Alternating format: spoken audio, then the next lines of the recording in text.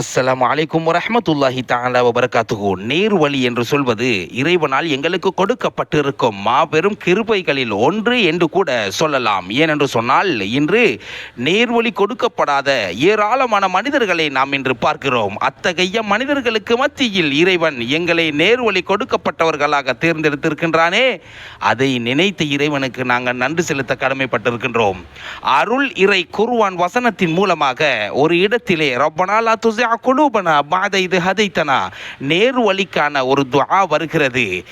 ஏழுமானவர்கள் பாடமாக்கி வைத்து அந்த துஆவையும் உங்களுடைய தொழுகைக்கு பின்னாலும் கேட்டு வரும் பழக்கத்தை நீங்கள் உருவாக்கி கொள்ளுங்கள். ரப்பனா லா துஸிக் குலூபனா பஅத இத் ஹதைதனா.